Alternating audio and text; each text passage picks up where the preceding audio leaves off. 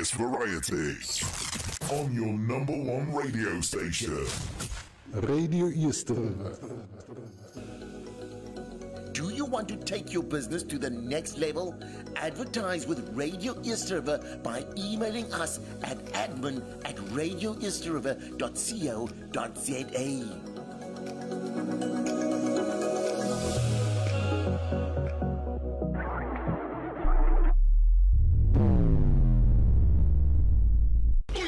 Radio East Rivier, onze stasie, onze talent, onze mense. WhatsApp ons by 064 536 9095.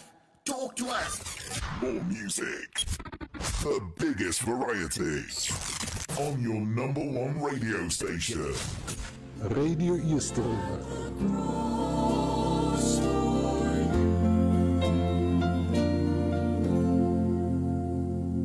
Out of the depths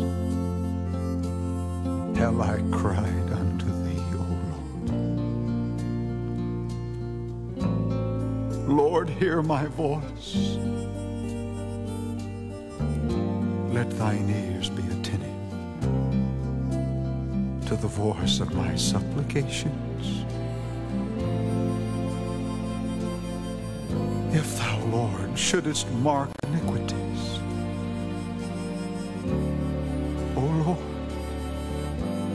who shall stand? But there is forgiveness with thee, that thou mayest be feared. I wait for the Lord, my soul doth wait,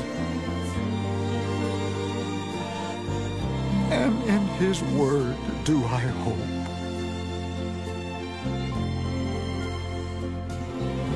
My soul waiteth for the Lord more than they that watch for the morning, I say, more than they that watch for the morning.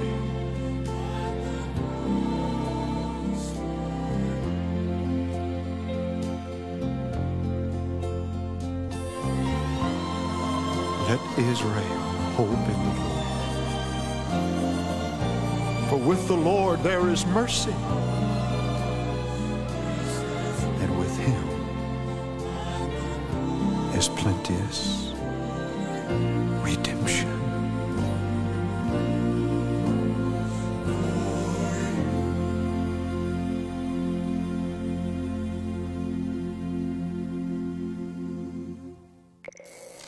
Radio East River, Radio East Rivier, Radio East River, Radio East River. Are you a business owner, farmer, employer, or manager? CISA helps you with all your labor law and legal compliance needs. Let us take care of your UIF, OHS, BEE, POPI compliance and labor law, so that you can focus on running your business with peace of mind. Visit us at cisa.co.za. That's SEESA.co.za. Since 1998. CISA, your business sorted. Do you want to take your business to the next level? Advertise with Radio East River by emailing us at admin@radioeastriver.co.za. For with the Lord there is mercy, and with him is plenteous redemption.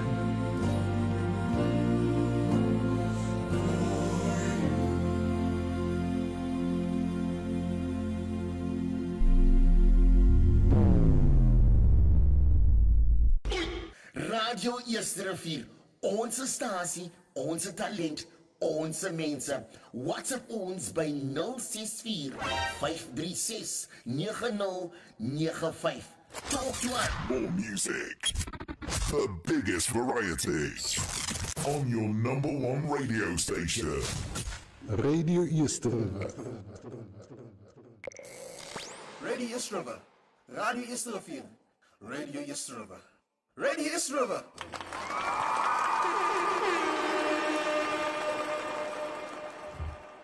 God bless you and welcome to this morning's broadcast of the Message of the Hour with me, Brother Elmo. May the Lord bless you, may be with you. Thank you for everybody that's currently tuned in here on the leading internet radio station in the Mother City. Those that are already awake and watching via TikTok.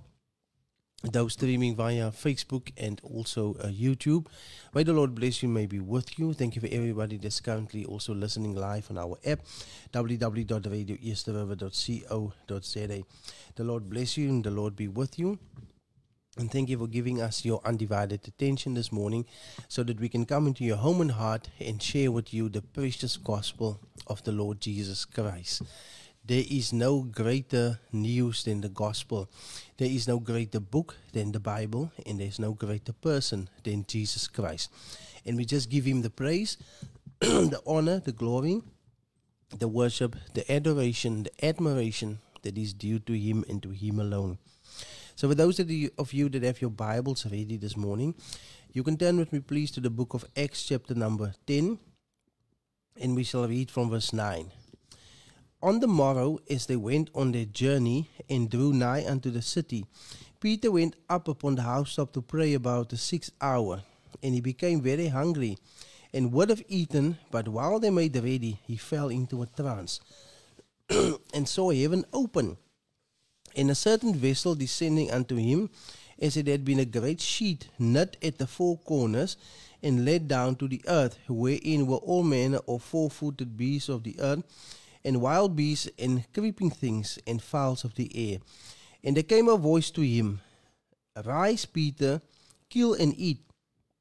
But Peter said, Not so, Lord, for I have never eaten anything that is common or unclean. And the voice spake unto him again the second time, What God hath cleansed, that call not thou common. This was done thrice, and the vessel was received up again into heaven. Now while Peter doubted in himself what this vision which he had seen should mean, behold, the man which was sent from Cornelius had made inquiry for Simon's house, and stood before the gate, and called and asked whether Simon, which was surnamed Peter, were lodged there. While Peter thought on the vision, the Spirit said unto him, Behold, 3 men seek thee. Arise therefore, and get thee down, and go with them, doubting nothing, for I have sent them. Then Peter went down to the men which were sent unto him for Cornelius, and said, Behold, I am he whom ye seek. What is the cause wherefore ye are come? And they said, Cornelius the centurion, a just man, and one that feareth God, and of good report among all the nation of the Jews, was warned from God by an holy angel to send for thee into this house, and to hear words of thee. Then called he them in, and lodged them. And on the morrow Peter went away with them, and certain brethren from Joppa accompanied him. May the Lord add his blessings to the reading of his word. So we want to speak today about the clean and the unclean animals of which the Bible speaks. And this is a topic that is very misunderstood in modern day, and also under the New Testament era.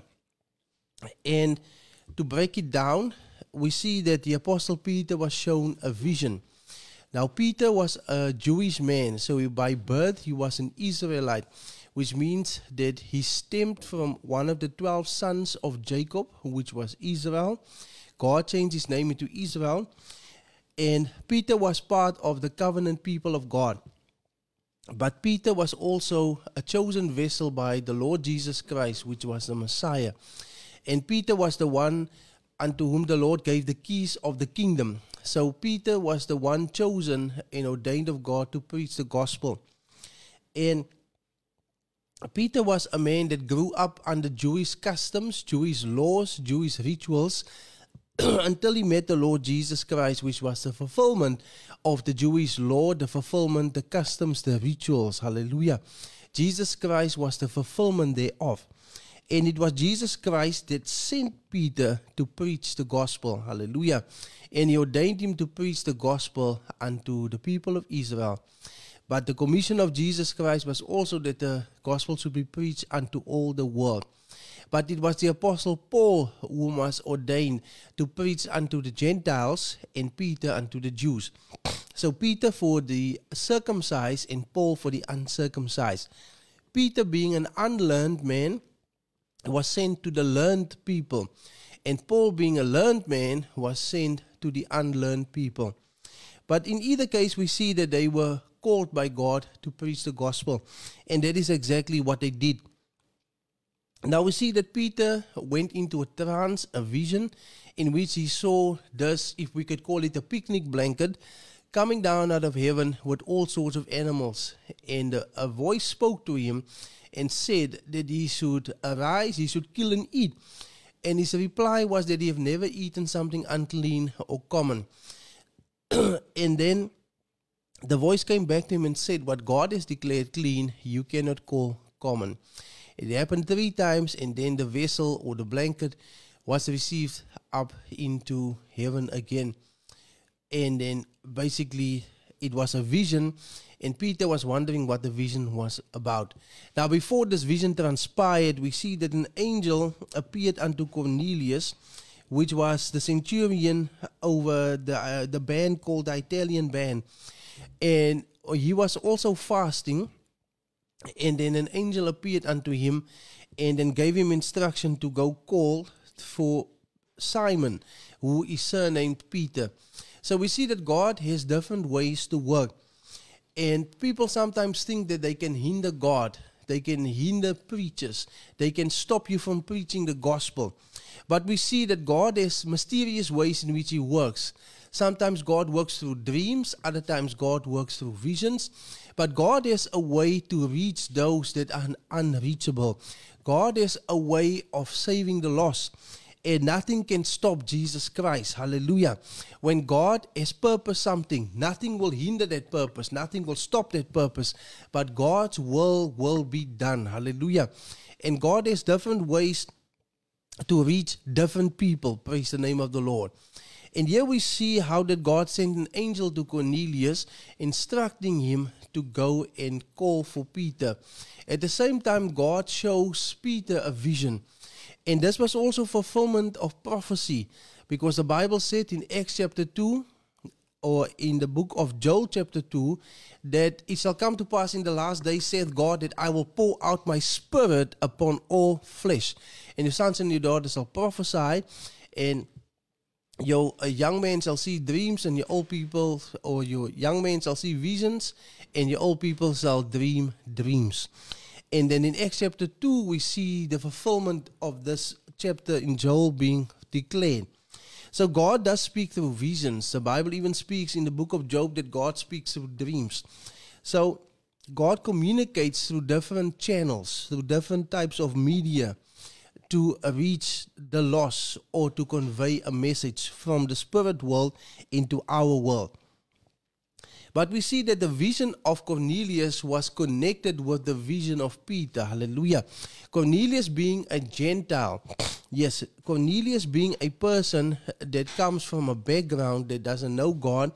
But nonetheless, Cornelius was a righteous person. And God is not a respecter of people. God doesn't have certain favored people in certain nations.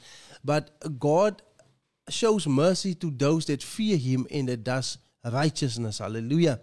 So God was telling Cornelius to go call Peter through the angel appearing to him, and at the same time God was showing unto Peter, yes, that even the Gentiles, yes, they can receive grace.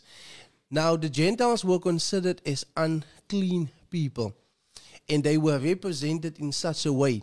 Even when Jesus walked the earth, He called the Canaanite woman a dog.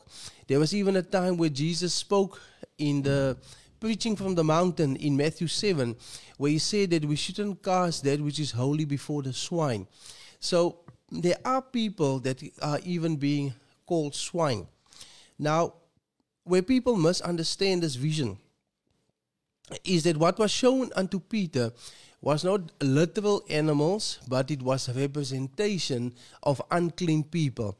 Now the Gentiles or the pagans are considered as unclean people because they worship idols, they worship devils, they practice things that are contrary to the law of God, and therefore the Gentile nations, which were the non-Jewish people that didn't know the oracles of God, were considered as unclean.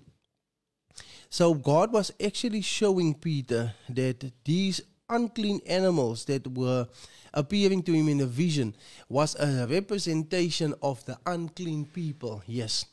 But God has extended grace even to the unclean. Hallelujah. God's grace is not just for those that are clean, for those that know him, but it is for those that also know him not, that he makes it available. And whosoever will, let him come. Hallelujah.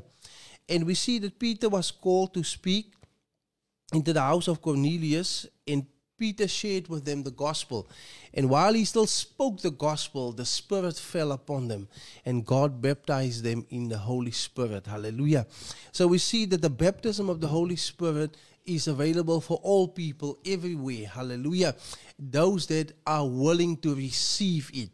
Jesus said that we should ask and then we shall receive, that we should knock and it shall be opened unto us. Because every person that asks, receive, and him that knocks, for him it shall be open. Hallelujah. God grants the Holy Spirit to those that obey him. And salvation is available to all people of all nations, of all backgrounds, of all races, if they are willing to accept the death of Jesus Christ on the cross of Calvary as a propitiation for their sins. If they are willing to accept the death, burial, and resurrection of Jesus Christ for the forgiveness of their sins, their reconciliation back to God, and their guarantee of everlasting life. Hallelujah. So we see that God gives grace even unto the Gentiles. Yes. Now many times where people misunderstand this is, there is certain passages of scripture in the Bible, in particular in the book of Leviticus chapter number 11, and also in Deuteronomy chapter number 14, where God spoke concerning unclean and clean animals. And people often misinterpret it by saying that this applies even to us today. But if we look into the context of the chapters, hallelujah, if we go into depth and we see who it was that God was addressing, then the picture changes completely. Now, in the Old Testament, we have moral laws and we have ceremonial laws. Now, the moral laws had to do with what you could and what you could not do in terms of morality towards God and your fellow mankind. But then there were ceremonial laws. And this included the Jewish festivals that God instituted. And these festivals were exclusively unto the people of Israel. It was not meant for any other person of any other nation. Now, if we go from Old to New Testament, we will see that the moral law was brought over from Old Testament to New Testament. In the New Testament, it is still valid what was said, thou shalt not kill, thou shalt not steal, thou shalt not lie, and so forth. The moral law came over into the New Testament, and it is still the standard by which righteousness is measured. But the ceremonial laws were not brought over into the New Testament, because Jesus Christ fulfilled the ceremonial laws, whether it is the Pascha, which included the slaughtering of the lamb to remind the people of Israel of the night that God saved them out of Egyptian bondage, by the blood of the lamb that was applied to the doorpost, and the angel of death passing because he saw that blood applied. Hallelujah. So we see that Jesus Christ is the fulfillment of that blood, hallelujah, of the lamb. Jesus is that spiritual lamb that came as a sacrifice for our sins. And therefore we don't sacrifice, or we don't celebrate those festivals as they were written in the letter, because Christ has fulfilled it. Hallelujah. And there are many other festivals that are mentioned in the book of Leviticus chapter number 23. But Jesus Christ fulfilled those festivals or those ceremonies. He fulfilled them prophetically through his life, death, and ministry upon the face of the earth, and even with his resurrection. So the ceremonial laws were not brought over from Old to New Testament. And that ceremonial laws also included the dietary laws. Hallelujah. Now, in the book of Leviticus 11 and in Deuteronomy chapter 14, we find the dietary laws that God gave. But just as the ceremonial laws were exclusively for the people of Israel, so also the dietary laws were exclusively for the people of Israel. Yes. So the dietary law wasn't brought over into the New Testament. But the Apostle Paul wrote to his epistle to Timothy in 1 Timothy chapter number 4 that nothing is unclean if it is received with thanksgiving, because it is sanctified by the word of God and by prayer. Now, many times people in particular like to pick upon Christians and say that the dietary law in Leviticus 11 and in Deuteronomy 14 says that you shall not eat swine, you shall not eat pig. And then people take this completely out of context by trying to say, but if you are a Christian and you eat swine, then you go to hell. Now, there is nothing like that at all according to the Bible, to the biblical point of view. You don't go to hell because you eat swine. Your diet, there's nothing to do with the salvation of your soul. The salvation of your soul is based solely and completely upon the finished work of redemption that Jesus did on the cross of Calvary through his death, his burial and resurrection. Hallelujah. That has to do with the salvation of the soul. What you eat or what you don't eat has nothing to do with the salvation of your soul. It was the same Apostle Paul that was writing in the book of Colossians chapter number 2 that we shouldn't let people condemn us with festivals or with new moons and these type of things. So eating swine has nothing to do with the salvation of your soul. And the dietary law that God laid down with regards to eating or prohibiting of eating of swine, that was meant exclusively for the people of Israel. Hallelujah. Now the swine was, or the pig was, considered as an unclean animal. And even in today's time, if you observe the type of habits that a swine has, we know that a swine can roll into the mud. A swine can even eat its own vomit, or it can even eat another dead swine. The swine in itself is very unhealthy sanitary habits, if we can put it that way. So if we look at it from another point of view, we can say that eating of swine can have a negative consequence upon the physical health of your physical body in the long run, because we know that eating of swine has been connected to many health problems. But even if we would eat only the healthy foods, and if we eat them in overdose, if we can put it that way, then that would also cause an imbalance in our bodies. Even if we ate only the healthy stuff, but if we had it too much in our bodies, that would also cause complications. So there needs to be a balance. But now the irony of the matter is that many people condemn Christians for eating swine, but the same dietary laws in Leviticus 11 and in Deuteronomy 14 also say that you shall not eat rabbit and you shall not eat camel. And then we find that there is people in the world that eats the meat of rabbit, and there is people that eat the meat of camels. So if we are condemning others for eating pork or swine, then we should also be condemning others for eating camel or rabbit. And there's a list of other animals that is also mentioned in there, such as shellfish, like your mussels and your oysters and stuff like that. But the bottom line is that what we eat has nothing to do with the salvation of our souls, but it can impact our physical bodies. We look, for instance, when God, after he created Adam and Eve, we see that they had a certain diet that God laid down for them. We see that they could eat of all the fruits of the tree in the garden. They could eat the herbs. They could eat the nuts and the seeds. And then we see, as time went on, that God made another covenant with Noah. But eventually God allowed the eating of meat or the slaughtering of animals, not just for sacrifices unto God, but also for consumption. So there are people that might go into overboard and try and misinterpret the Bible and say, but God didn't tell Adam and Eve to eat meat. They were supposed to eat the seeds, the herbs, the plants, the fruits and so forth, which is correct. But if you look at what God spoke unto Noah again in the book of Genesis chapter number 8, we see that God made another covenant again with Noah. And then we see that Noah also made sacrifices unto God. And then we see that in verse 2 of Genesis 9, he says, And the fear of you and the dread of you shall be upon every beast of the earth, and upon every fowl of the air, upon all that moveth upon the earth, and upon all the fishes of the sea. Into your hand are they delivered. Every moving thing that loveth shall be meat for you, even as the green herb have I given you all things. Yes, but flesh with life thereof, which is the blood thereof, you shall not eat. So here we see that God told Noah, basically you can eat any living creature that is moving, but you can't eat it with the blood. In other words, you can't eat it raw. So even there, God prohibited the eating of blood. And then again, if you go to Leviticus chapter 17, we see that God once again spoke against eating blood and fat. So there are different dietary laws that we should take in mind, and we shouldn't just be jumping to the pigs and telling people to stay away from pigs.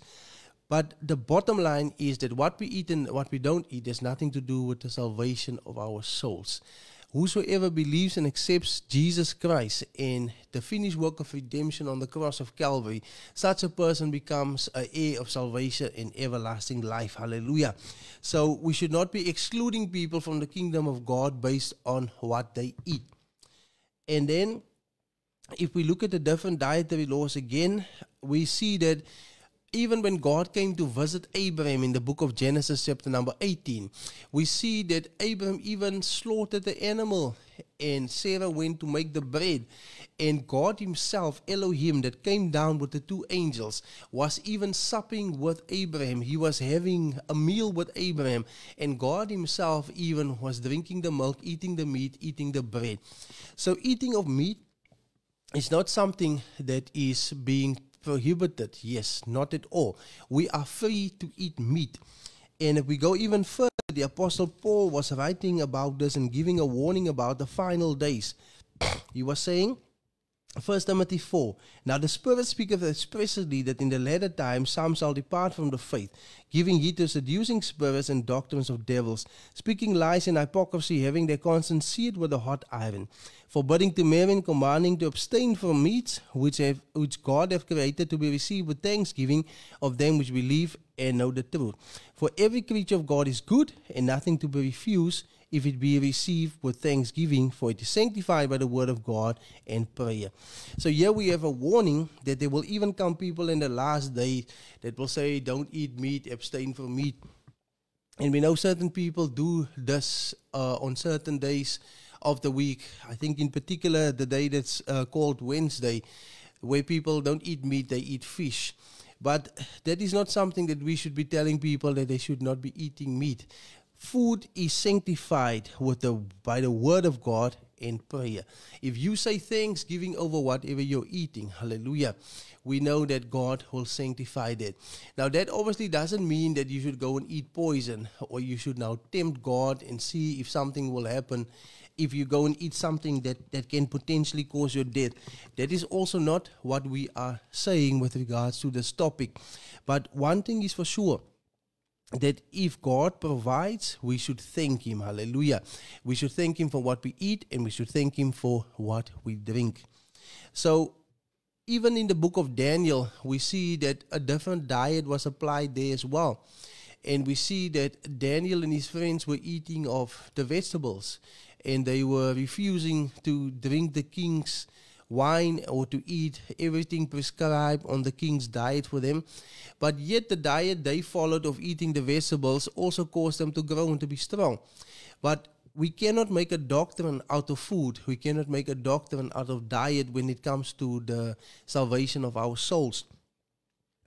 So we can look at the guidelines given, but let us not tell people or prohibit people, especially under this era in which we are living, with regards to this, because it has nothing to do with the salvation of your soul.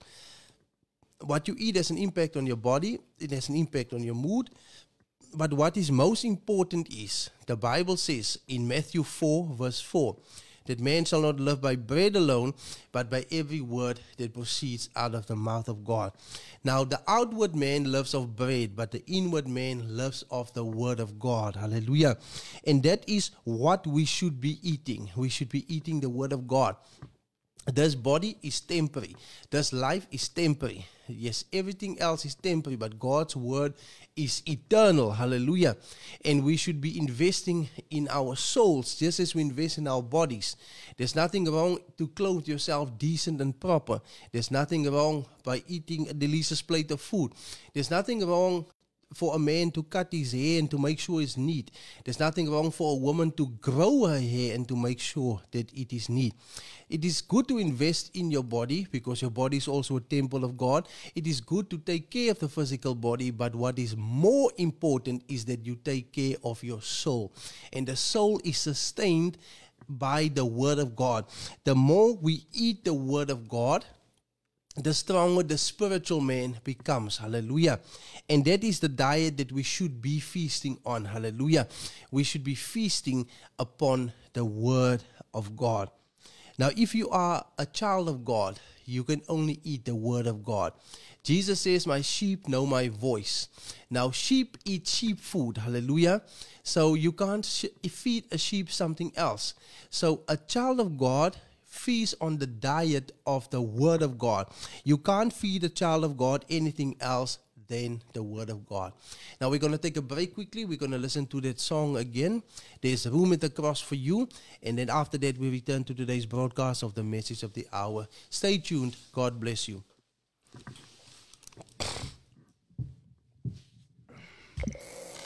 Radio East River. Radio East River. Radio East River. Radio East River.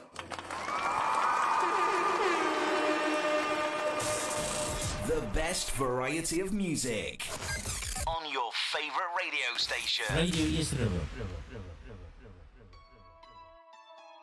Butcher's Market offers the best quality, locally sourced and 100% halal meats. Visit our store at Sandbury Square Mall. Contact us at 021-565-0499 TPM for your halal meats.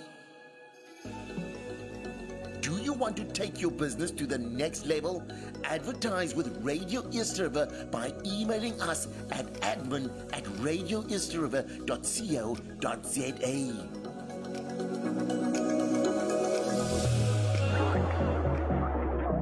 Hey Mr. Brown, feeling down? Listen to the leading internet radio station in Cape Town. Verpletter plezier, luister naar Radio Eerste Rivier. Dis ons stasie, onze talent en julle bly lekker, onze mense.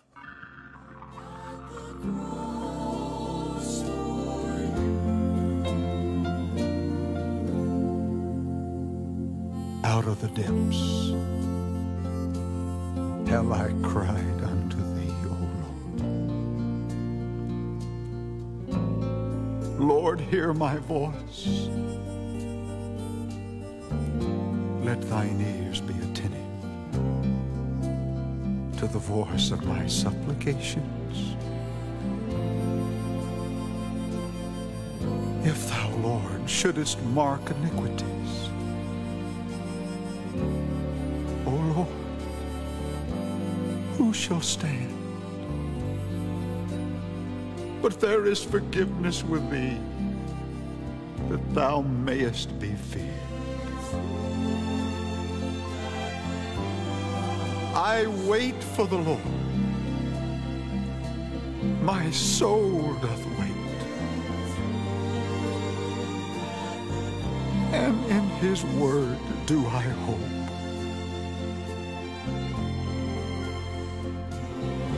My soul waiteth for the Lord more than they that watch for the morning. I say, more than they that watch for the morning.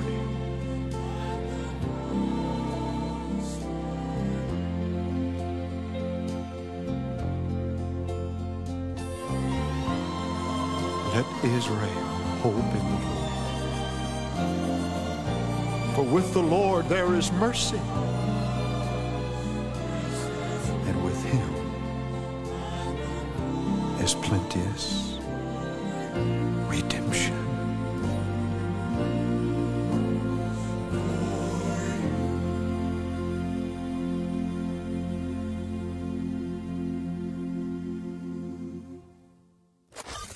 More music, the biggest variety, on your #1 radio station.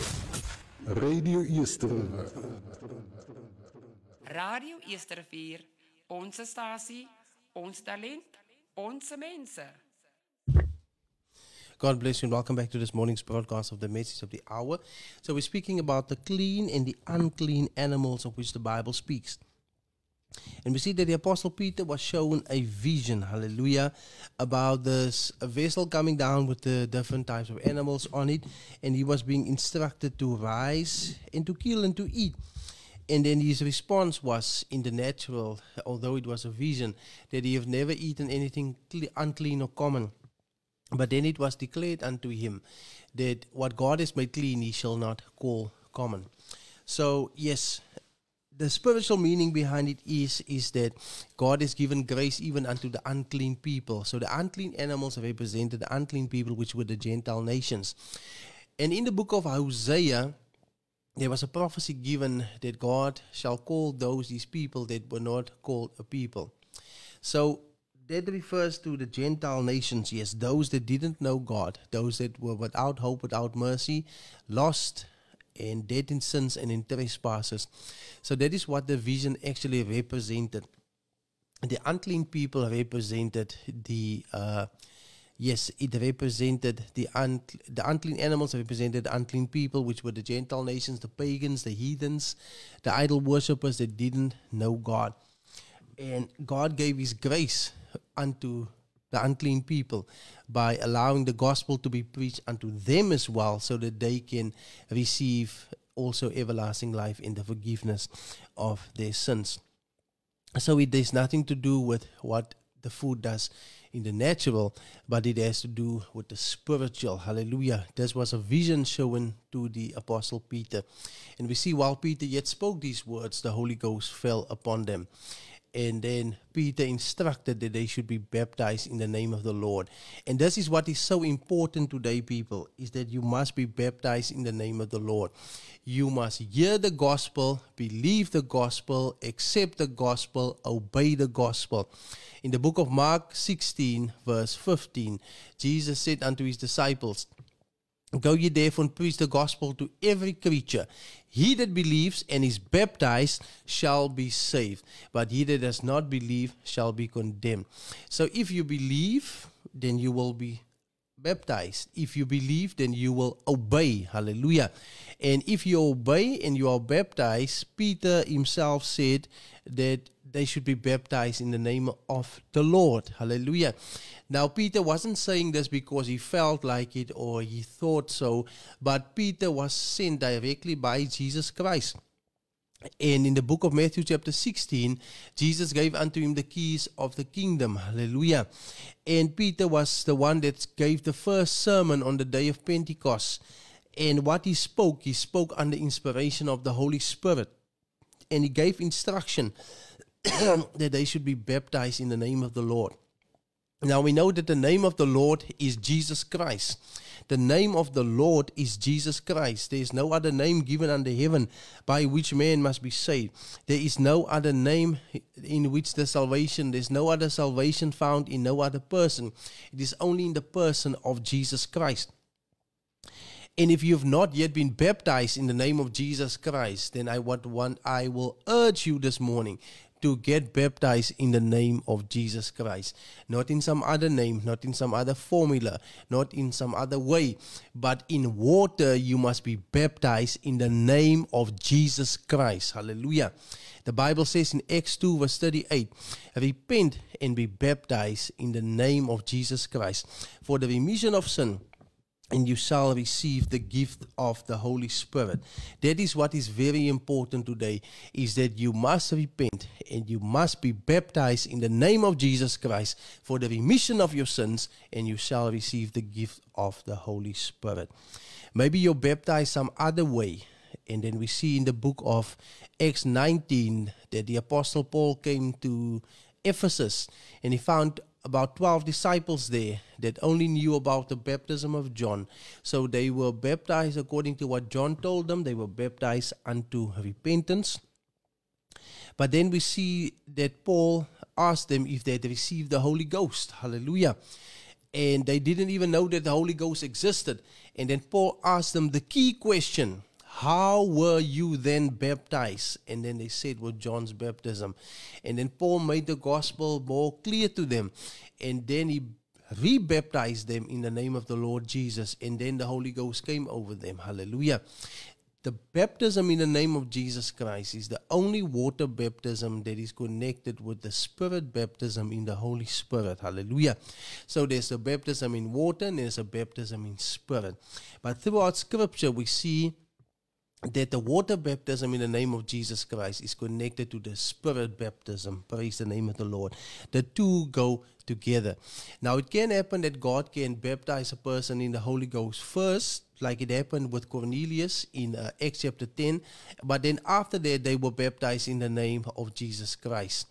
Or it can happen that a person is first baptized in the name of Jesus Christ, and then after that God baptizes them with the Holy Spirit.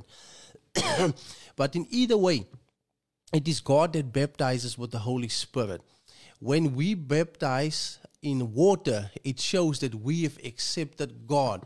But when God baptizes us in the Spirit, that shows that God has accepted us. So we accept Him through water baptism in His name, and then He accepts us through Spirit baptism.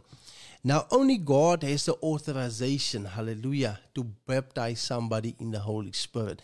You can't baptize somebody in the Holy Spirit. You can't teach somebody how to be baptized in the Holy Spirit. A person receives the Holy Spirit because of obedience to God and because of faith, hallelujah. If you ask and if you believe, then you will receive it, hallelujah. And if you obey God, then God will give it. Sometimes we see people go a little bit further and they try to teach people how to speak in another tongue. Now that is unbiblical. In the Bible, you couldn't teach somebody how to speak in another tongue. But when the Holy Spirit came over them, if you read Acts chapter 2, the Bible says they spoke as the Spirit gave them the utterance, not as the pastor or somebody else that was leading them into speaking in tongues gave them the utterance. But when the Spirit comes, hallelujah, it is a spontaneous act of the Spirit. The Spirit gives the utterance through the lips of the individual, hallelujah. So it is God that is in control of that process, hallelujah, not man. Man cannot control or dictate it. But it is definitely a spiritual experience. Hallelujah. And just as Cornelius had a spiritual experience of an angel appearing unto him in a vision, so Peter also had a spiritual experience of this vessel coming down out of heaven with all sorts of animals upon it. It is a spiritual matter. Hallelujah. And that is what we should be focusing on, is the spiritual side of things. It is not to do with what we eat in the natural. That has nothing to do with the salvation of our souls. What we eat in the natural has an impact on the physical body. But what is more important is what we eat when it comes with regards to spiritual food. The Bible says that man shall not live by bread alone, but by every word that proceeds out of the mouth of God. We see that in the book of Ezekiel chapter 10, Ezekiel was given a scroll, hallelujah, and then he ate the scroll. And it tasted sweet as honey in his mouth, but it became bitter in his stomach. It was only after he ate the scroll that he could prophesy, hallelujah. In the book of Revelation chapter 10, we see again the same thing, that the Apostle John was eating the scroll or the little book, sweet in his mouth as honey, but we see that it was bitter in his stomach. And that is how the word of God is. It is sweet when we taste it. Hallelujah. But sometimes we go through bitter consequences because of it. The way people treat us and persecute us and hate us because of the word of God. Hallelujah. But what we should be eating in the spiritual is the word of God, not something else, not creeds of churches, not traditions or dogmas of men, but we should be feasting upon the word of God. Hallelujah. Because only the word of God contains the substance for everlasting life. Hallelujah. Jesus said, except you drink my blood and eat my flesh, you have no life in yourself. Jesus said, I am the bread that came down from heaven. Whosoever shall eat of me shall live forever. Praise the name of the Lord. So that is what it is all about. Hallelujah. It is about eating the word of God, not eating traditions or teachings of men that are contrary to the word of God, but we should be eating the word itself. Hallelujah. We should be eating the scripture. Yes, we should be absorbing it into our innermost being, into our heart. It was David that was writing in the Psalms that he have written God's word upon his heart so that he does not sin against God. And that is what we should be doing with the word of God. We should be embracing it and taking it right into our hearts. Praise the name of the Lord. And through that, hallelujah, is what will guard the heart. It is the word of God. And the word of God is for all people, of all nations, of all races, of all languages, of all nationalities. Hallelujah. Jesus Christ is available for all people. Whosoever shall call upon the name of the Lord shall be saved. Hallelujah. In Romans chapter number 2, the Bible says that God is not just the God of the Jews, but is also the God of the Gentiles. Hallelujah. And we've seen very plain that there were certain ritual ceremonies that was exclusively for the people of Israel, but Jesus Christ came to fulfill it prophetically. Another such festival is the Sabbath day, on which we have spoken on the previous broadcast. We know that the Sabbath was actually yesterday. The seventh day of the week is Saturday, not today being Sunday. But even the Sabbath day, it wasn't brought over from Old Testament to New Testament. We do see that Jesus went into the synagogue on the Sabbath day to also preach. Paul did the same thing, but it was not brought over as an observation for the Gentile church. If we go into Acts chapter 15, we see that the Gentile church was commanded to abstain from fornication and for things strangled and offered unto idols and drinking of blood and so forth. And then in Colossians chapter 2, we were told that people should not be condemning us in Sabbaths, in new moons, and in festivals and so forth. But we know that we have been saved by grace through faith. So the Sabbath day itself is not brought over from Old to New Testament, but we see that Jesus Christ fulfilled the Sabbath day. Hallelujah. Because He is the Lord of the Sabbath. He is the one that gives us rest. He says, "Come unto me, all you that are heavy laden, and I will give you a rest." Hallelujah. Jesus is the fulfillment of the Sabbath. He is the one that gives us a rest of our sins, that gives us a rest of our worldly works. He is the one that gives us rest by baptizing us in the Holy Spirit. That is how we enter into the rest of God. Hallelujah. And so all these other things were fulfilled spiritually and prophetically by Jesus Christ. The rituals, the customs, the ceremonies of the Old Testament. Praise the name of the Lord. And so it is also with regards to the dietary laws of the Old Testament. Hallelujah. What was prohibited to eat represented the Gentiles, the pagans, the unbelievers, the unclean people. Hallelujah. But we see that God has made the unclean people clean in the New Testament through the blood of the Lamb. Hallelujah. You can be purged and cleansed and purified by every sin. Hallelujah. By every stain through the blood of the Lamb. In the New Testament, those that were considered unclean can now be made clean. Those that are lepers can be cleansed. Hallelujah. Those that are blind can see. Those that are dumb and mute can speak and hear. That is the power of Almighty God. That is the power of Jesus Christ. Hallelujah. He can cleanse you. He can make you whole. And if there's anybody out there this morning in the radio land that has not yet accepted Jesus Christ as their own personal Savior and as their Lord, you now have the opportunity to do so.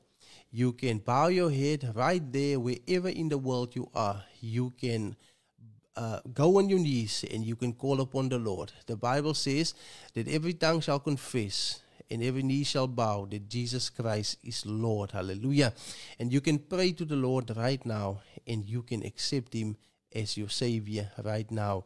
The Bible says, "Whosoever shall believe." You become saved because of faith. You become saved because of your belief in the Lord Jesus Christ. If there's anybody out there this morning that would want to accept the Lord and start walking with Him, you're free to contact me on 078-721-9991, 078-721-9991. Let us pray. Dear Lord, thank you for giving me this opportunity, this privilege to come onto this platform once again this morning to address the community and the broader world out there. Lord, I pray that your word will not return unto you void, but will accomplish the mission and purpose for which you sent it. I pray that souls will be saved, that people will be delivered from the powers of darkness, that they will receive healing of their physical bodies, that they will be freed from bondages, and that the power of God Almighty will just flow freely, and that your will be done on earth as it is in heaven. I pray, Lord, that wherever this broadcast shall go and the repeat shall be viewed, that you will receive even further glory, and that the rich harvest of souls may come in for your kingdom. I ask this in the matchless name of Jesus Christ. Amen. Now, God bless you. Thank you for everybody that was tuned in this morning here on the leading internet radio station in the Mother City. For those that missed the live broadcast, you can always catch the repeat on www.radioeasterriver.co.za. All our shows are streamed as podcasts and are available on all the major platforms. You can download the Radio Easter River app as well on the Google Play Store, the Huawei Gallery, and also on the Apple App Store. May the Lord bless you. Please keep me in your prayers as I keep you in mind as well. And as I go off the air, we listen to that song again. There's room at the cross for you. And God willing, I will see you next time. In Jesus' holy name, amen. The best variety of music on your favorite radio station. Radio Easter River.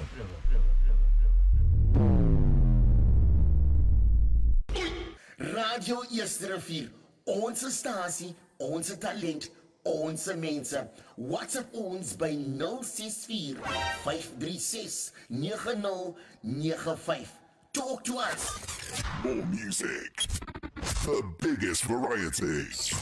On your #1 radio station. Radio Easter.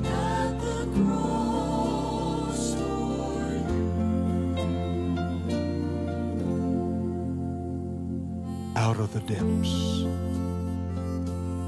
have I cried unto thee, O Lord. Lord, hear my voice. Let thine ears be attentive to the voice of my supplications.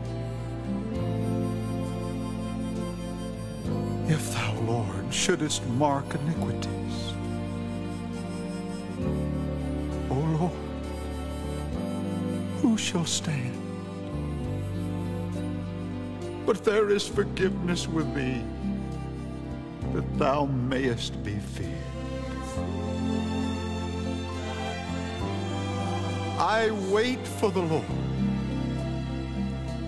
My soul doth wait. And in his word do I hope.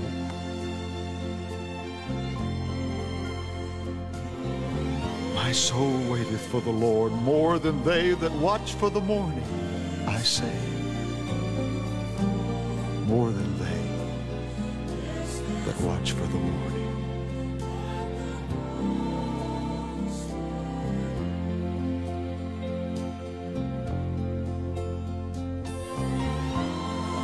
Let Israel hope in the Lord. For with the Lord there is mercy, and with him is plenteous redemption.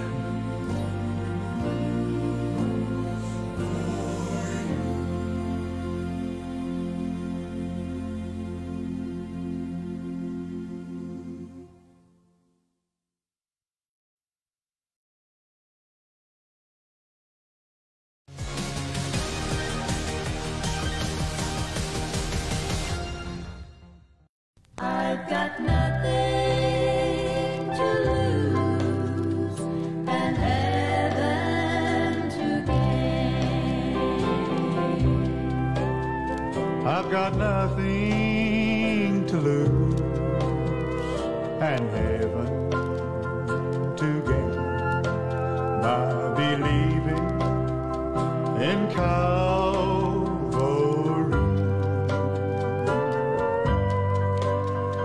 I'd rather be true to my Savior's dear name. If there were no eternity, oh, let me tell you about it.